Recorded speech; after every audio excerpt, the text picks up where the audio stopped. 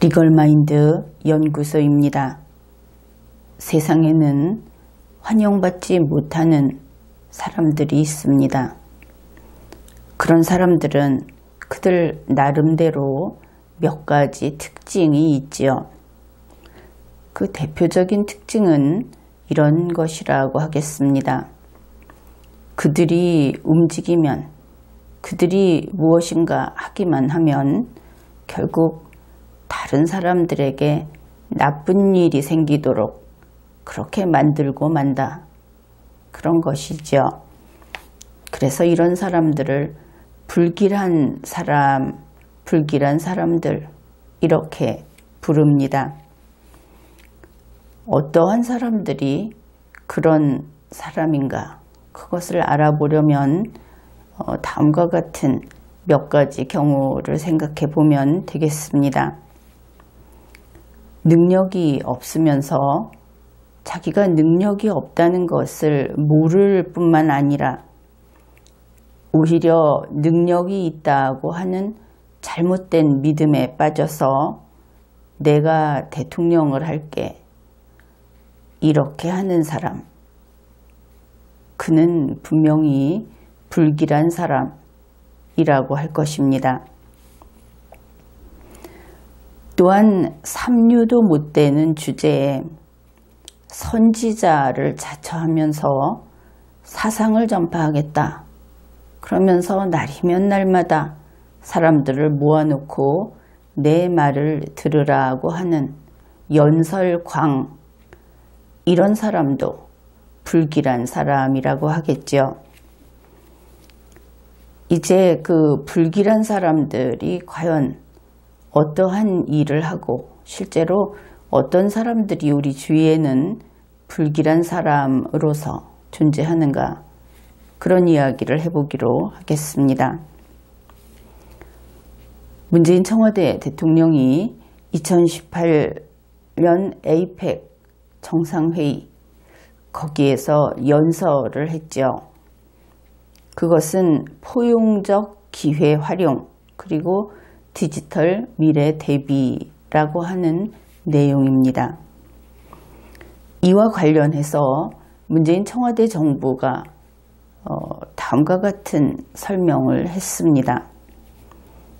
첫째, 에이펙 2018 이것이 파푸아 뉴기니에서 개최되었는데 그곳에서 개최된 이유, 그것을 문재인 청와대 정부에서 설명을 했습니다. 그것은 가난하고 어려운 나라라고 하더라도 국가 간의 포용의 차원에서 개최하도록 했다. 이러한 내용입니다. 그렇다면 파푸아 뉴기니라는 국가가 에이펙 2018 올해의 그 회의를 개최하게 된 데에는 그들이 애초에 자격이 없었다 하는 것을 이 설명에서 알 수 있는 것이죠. 왜 자격이 없었는가? 그것은 가난했기 때문에, 이것이 오히려 청와대의 직설적인 설명이라고 할 수 있겠습니다. 그런데 이러한 설명에서 우리 국민들은 청와대의 인성, 그 됨됨이 혹은 그들의 마인드를 보게 됩니다. 어떤 것인가 하면은 배고프고 곤궁한 사람을 정말 곤궁하다는 이유로 꼭 그렇게 거지 취급을 한다. 그런 것입니다. 물론 그들은 자기가 먹고 있던 닭고기에서 다리 하나를 떼어서 건네줄 만한 그런 아량은 있습니다. 그래서 스스로 아주 포용적이다. 이렇게 말하고 있는 것이죠. 문제는 배고픈 자가 마당 구석에 있으면 그 땅바닥에 닭다리를 집어 던져준다 하는 것입니다. 과거 중세의 귀족들처럼. 그래서 너희 주제에 맞게 그 흙바닥에 주저앉아서 던진 땅 위에 던져놓은 닭다리를 주워 먹어라. 그리고 감사해라. 그렇게 요구를 하는 것이지요. 문재인 청와대 대통령과 그의 일파들이 돈에 대해서 그들이 얼마나 탐닉하고 있는지, 그리고 세상의 모든 기준이, 첫 번째 기준이 돈이라는 것, 우리는 너무나 분명하게 지금까지 보아왔습니다. 그러나 이것은 대단히 부끄러운 그들의 약점이라고 할까, 그들의 본성이라고 할까, 그렇게 볼 수 있겠죠.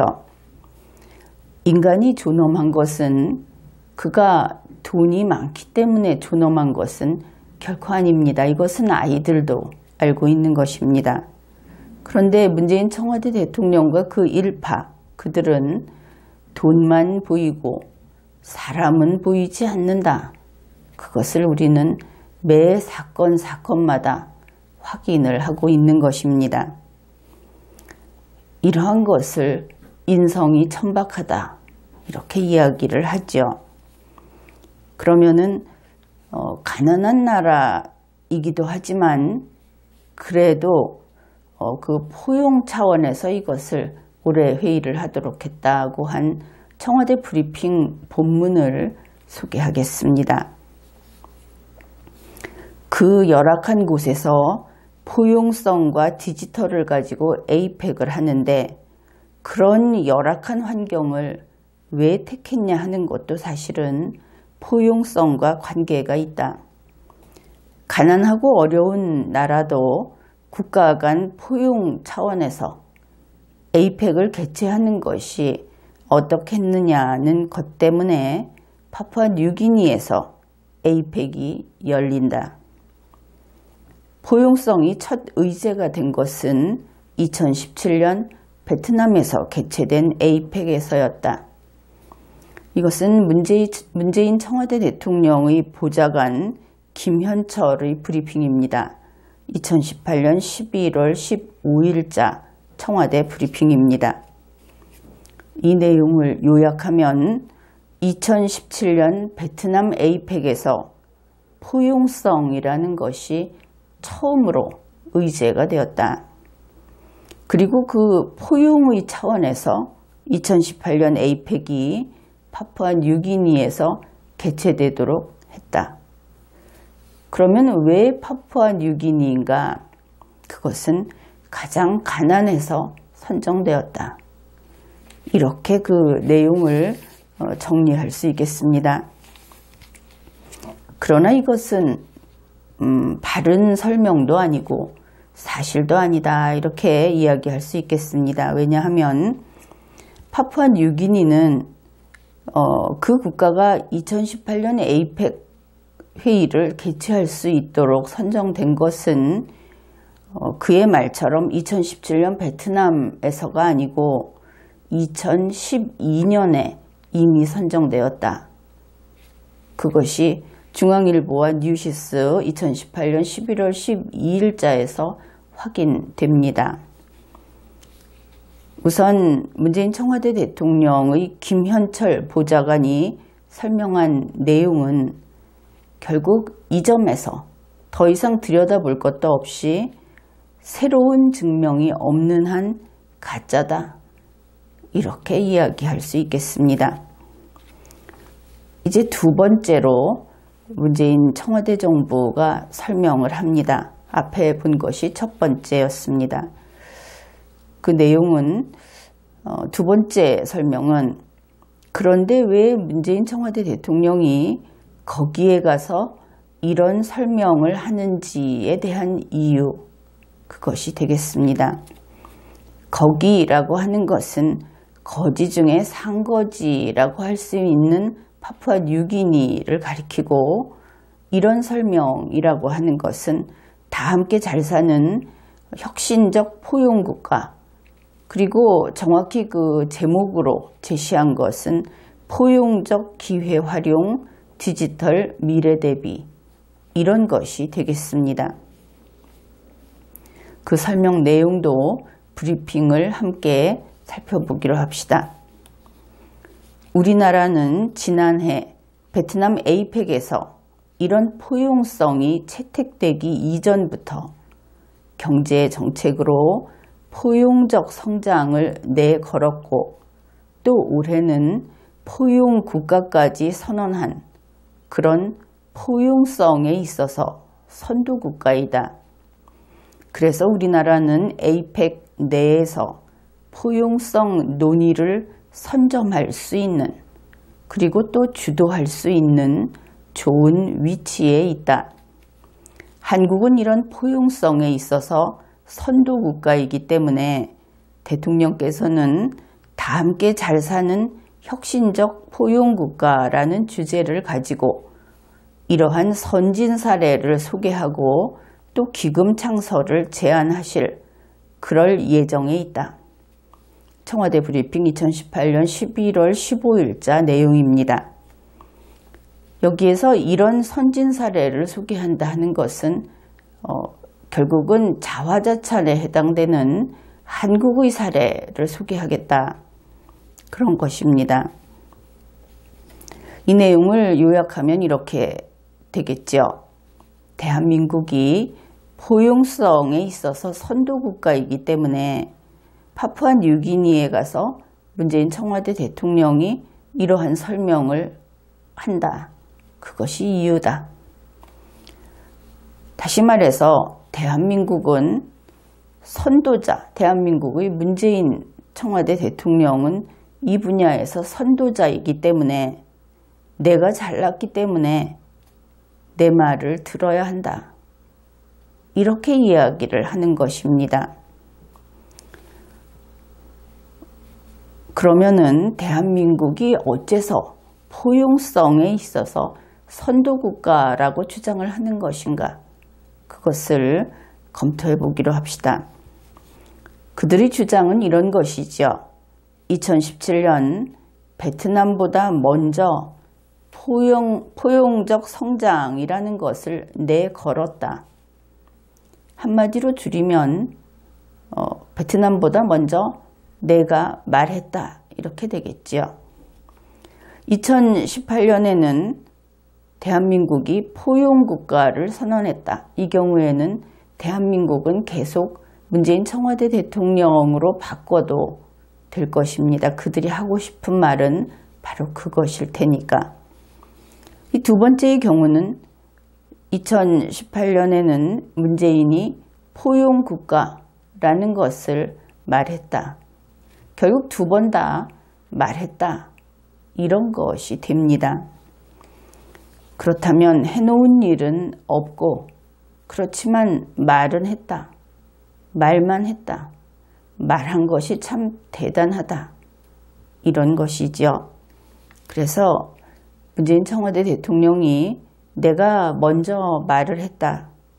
그러니 에이펙 내에서 포용성 논의를 내가 주도하고 싶어. 이렇게 이야기를 하고 있는 것을 알 수 있습니다. 스스로 포용성 논의를 선점할 자격이 있다고 하면서 내세운 그 논거들이 상식적으로는 그런 것이 나오기 어렵죠. 그런데 내가 먼저 말을 했다. 내가 말을 했으니 한 것이고 말을 했기 때문에 그것은 선진 사례가 된다. 그래서 내가 이것을 주도하겠다.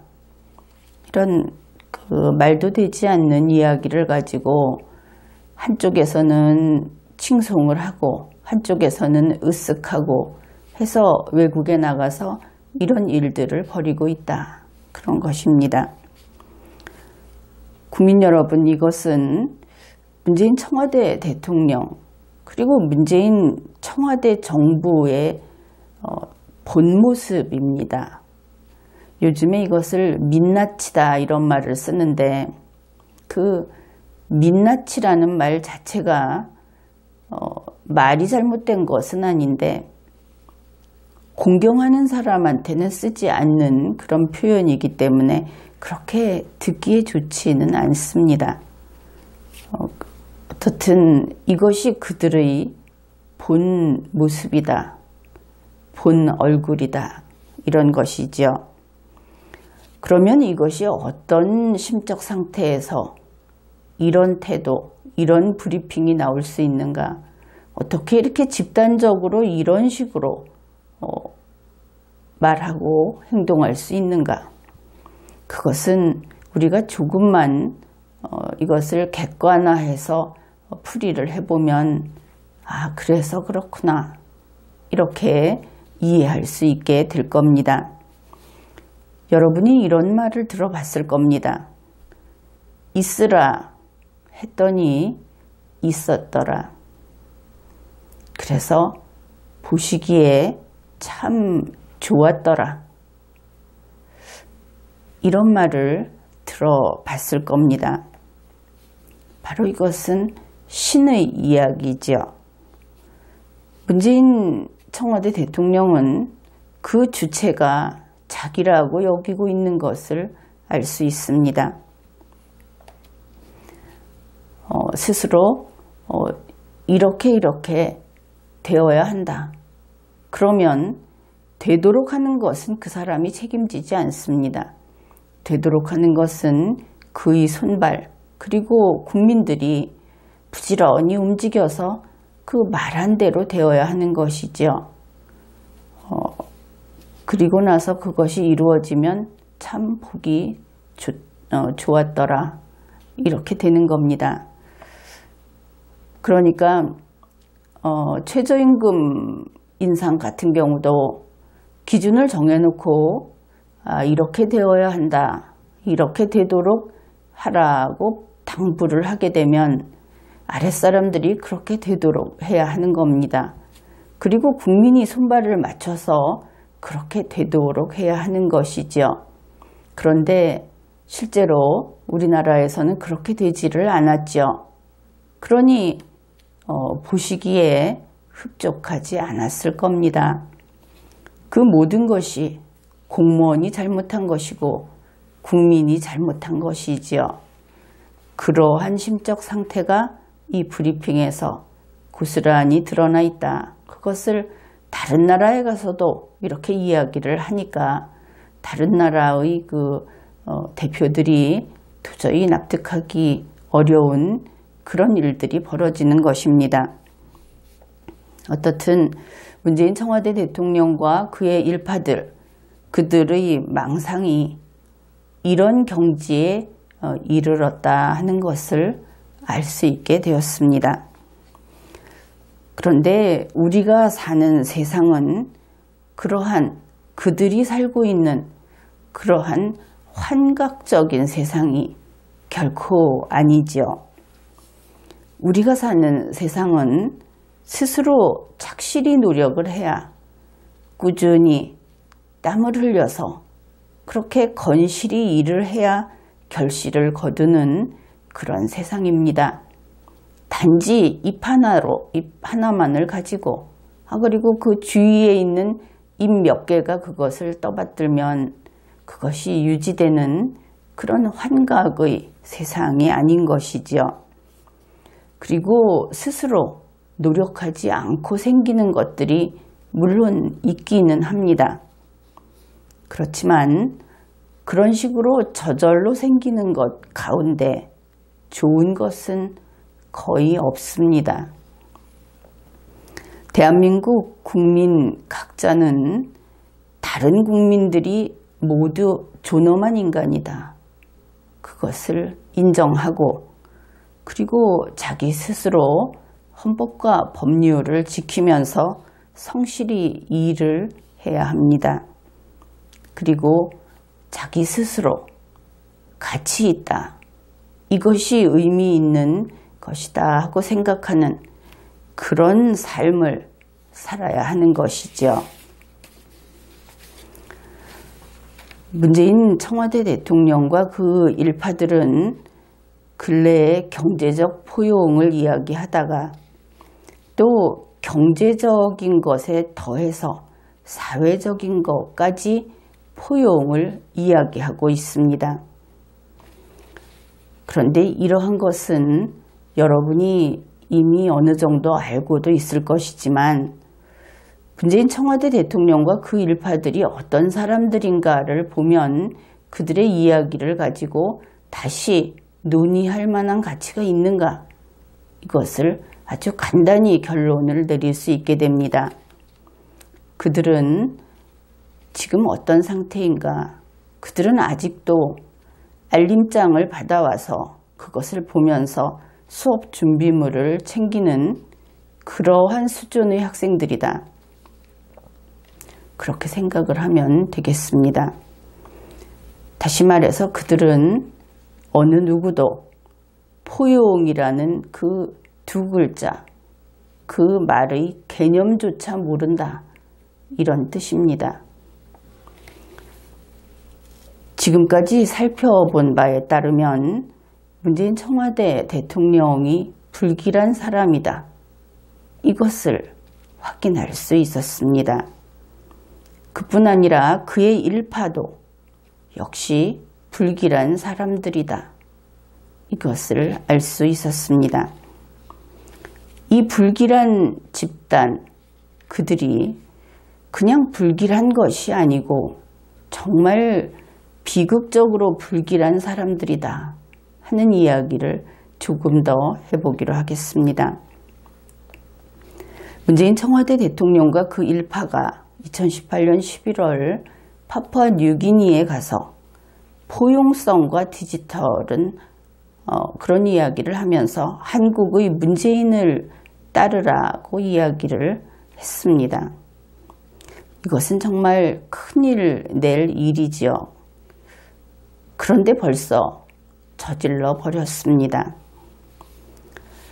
왜 이것이 큰일 내는 일이고 이것이 왜 비극적인 일인가? 그것은 이 파푸아뉴기니라고 하는 그 장소, 그 지점이 2018년 11월 현재 대단히 중요하고 대단히 위험한 그런 장소였기 때문에 그런 것입니다.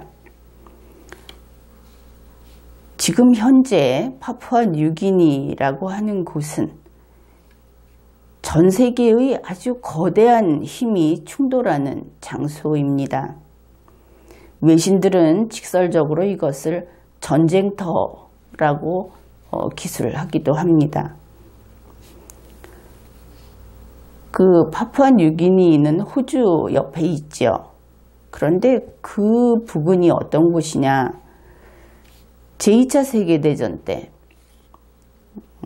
태평양 전쟁으로 그 한정해서 이야기할 수도 있는데 그곳은 미국과 연합군인 미국과 그 반대편, 나중에 결론으로 봤을 때 그 반대편이 충돌했던 곳입니다. 미국과 일본이 충돌했는데 그때 일본이 패배했죠. 그런데 지금은 바로 그곳에서 미국과 중국이 대결하고 있는 곳입니다. 이것은 신냉전이라고 부르는 그러한 대결입니다. 그들이 어떻게 대결하고 있는가? 세계를 두 동강을 내면서 대결을 하고 있는데 이것이 우리에게 중요한 것은 중국은 한마디로 말해서 자유의 반대편에 서 있다고 보아야 합니다. 중국이 어떤 관계인지, 우리가 중국과의 어떤 교역을 하고 있는지 이것을 떠나서 역시 지키고자 하는 가치를 가지고 나누는 것이지요. 중국은 일단은 과거의 질서, 그들이 생각하는 과거의 질서를 다시 가져오려고 합니다. 그러니 과거에는 자유가 없었습니다. 자유는 얼마 되지 않은 그러한 사상이죠. 그렇게 자유는 좀 젊은 사상이라고 할 수 있습니다. 거기에 비해서 미국은 자유를 지키려고 하는 그 자유라는 사상을 가지고 현재 중국과 대립하고 있습니다. 대표적인 것이 미국이 직접 하고 있는 것은 아닌데 미국 측의 자유세계를 지키고자 하는 그 뜻과 맞는 것이 바로 프리 앤 오픈 인도퍼시픽이라고 하는 겁니다. 이것은 자유세계에서 담장이 없는 그런 인도 태평양이라고 하는 라인을 가리키는데, 여기에 자유세계 속에는 법치주의가 들어가 있습니다. 반면 중국이 추구하는 것은 원벨트 원로드라고 합니다.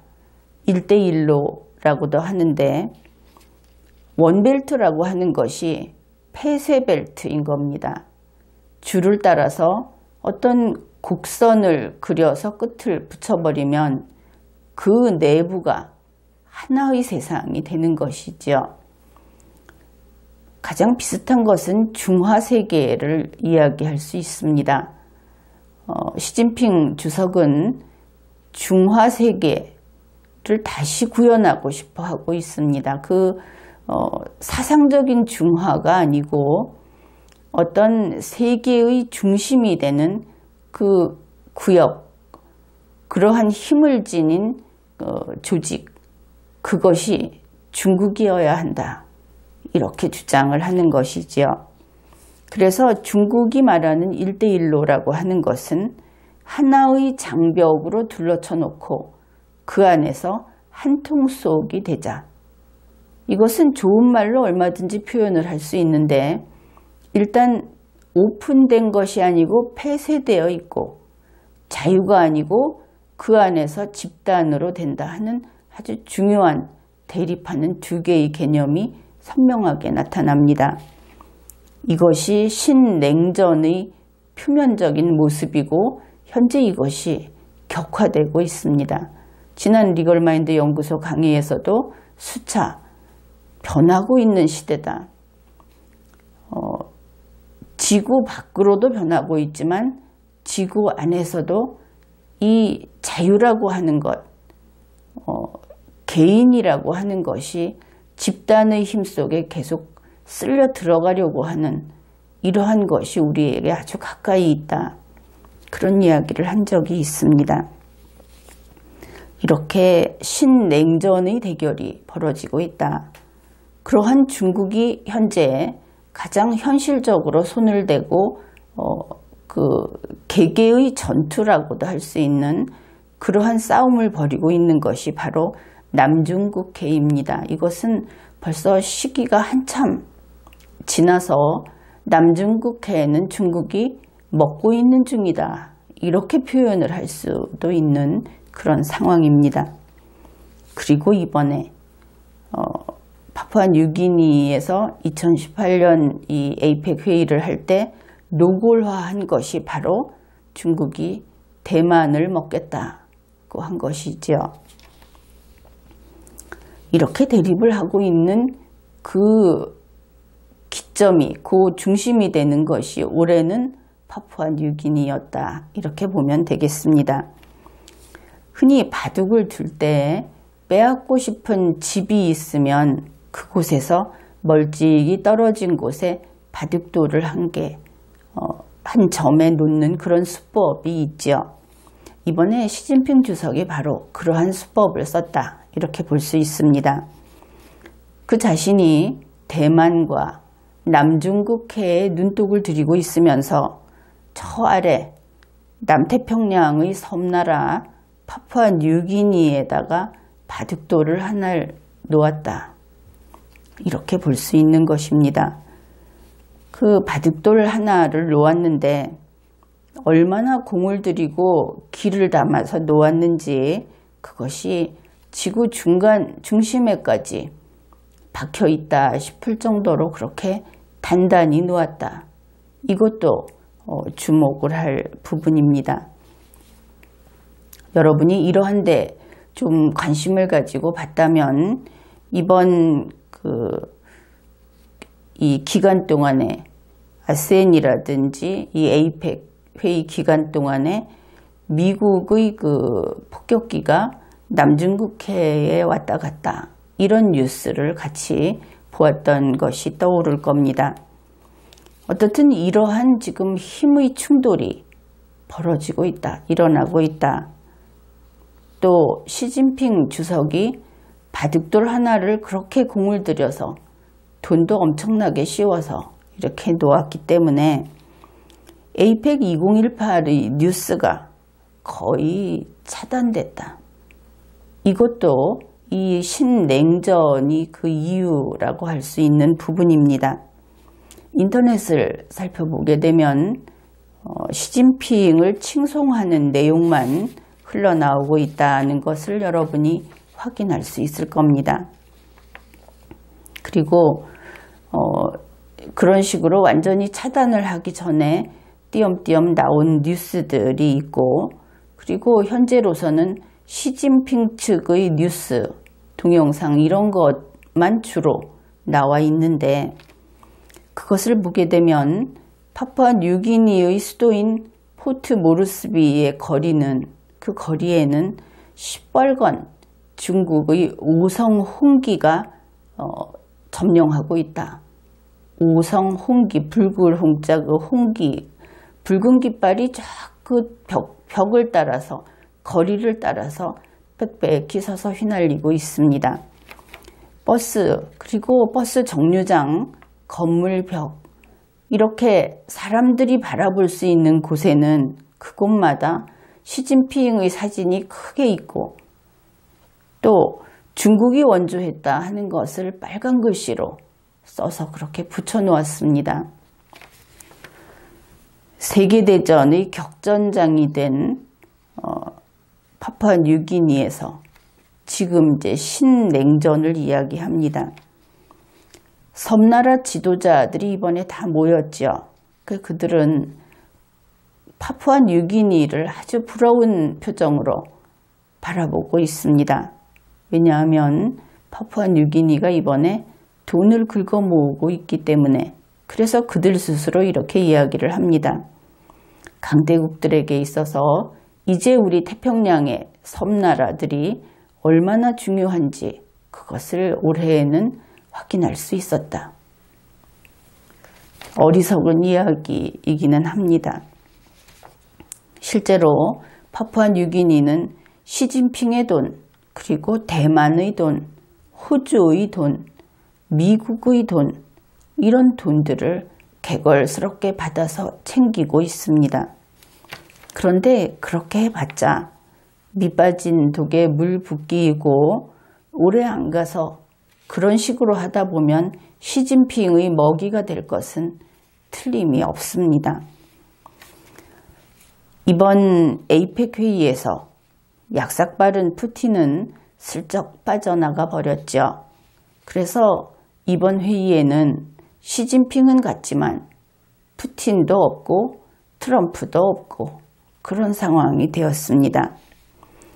자유세계를 지키는 맹주 역할을 하고 있는 것이 미국이고, 그 미국의 트럼프 대통령은 자신이 안 왔지만 그 대신에 강골로 유명한 펜스 부통령을 보냈습니다.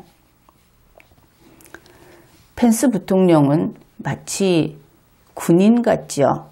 그가 야심만만하게 나서서 이번에 아주 직접적으로 그리고 명확하게 경고를 보냈습니다.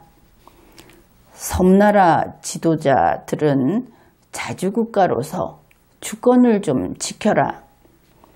주권을 지키려면 중국이 뿌리는 빚에 돈이 되겠습니다. 이 빚에 현혹되지 말아야 한다. 그들은 빚이건 무엇이건 돈을 준다고 하면은 무조건 받는 그런 형편이기 때문에 이러한 경고가 사실은 별 힘은 없겠지만, 그러다가 나라 다 뺏긴다 하는 아주 강력한 경고를 보낸 것은 사실입니다. 펜스 부통령은 이렇게 이야기를 했습니다. 근래 우리도 많이 들었는데 트럼프 대통령도 그랬듯이 미국 우선, 미국이 최고다, 미국을 위하여라고 하는 이 로고, 이 구호를 다시 이야기하면서 결국 이런 이야기를 한 것이죠.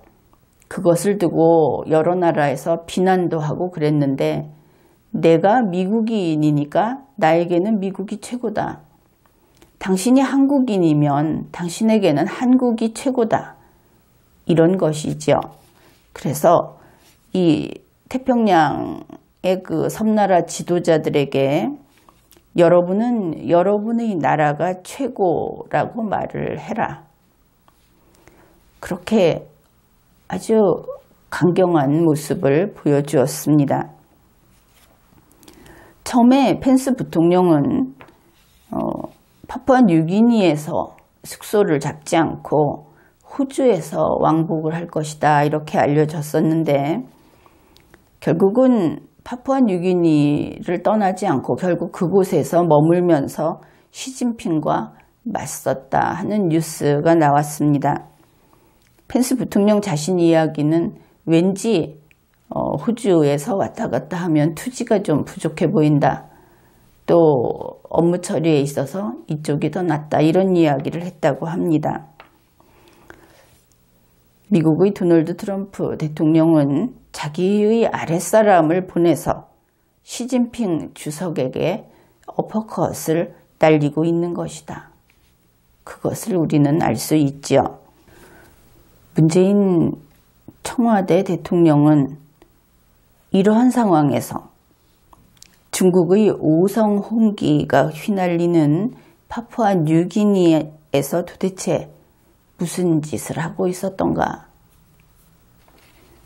파푸아뉴기니라고 하는 곳은 수공예품을 팔고 싶어 하고 그저 채취한 과실을 그런 것을 팔고 싶어 하는 그러한 나라입니다.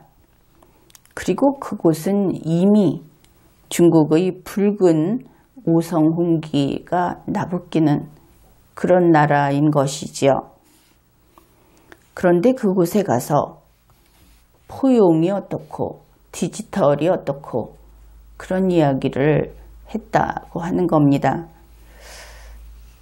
어떻든 이러한 자기가 선지자이고 혹은 신이고 그래서 자기가 어떤 빛의 말씀을 전하겠다고 하는 이러한 일반인들이 보기에는 망상이라고 할 그런 상태에 있는 문재인 청와대 대통령. 그들은 확실히 비극적으로 불길한 사람들이라고 할 수 있겠습니다. 문재인 청와대 대통령과 그 일파들, 그들 때문에 대한민국이 21세기 세계대전의 최전선이 될까봐 걱정을 하는 사람들이 많이 있습니다. 그것도 이러한 냉전, 신냉전의 최전선이 되었을 때는 적어도 어느 한편에, 그러니까 흑과 백이면은 흑이든지 백이든지 어느 한편에 속하는 것이 상식이죠. 그런데 문재인 청와대 대통령과 그 일파는 어떤가? 왜 그들이 비극적이라고 했는가?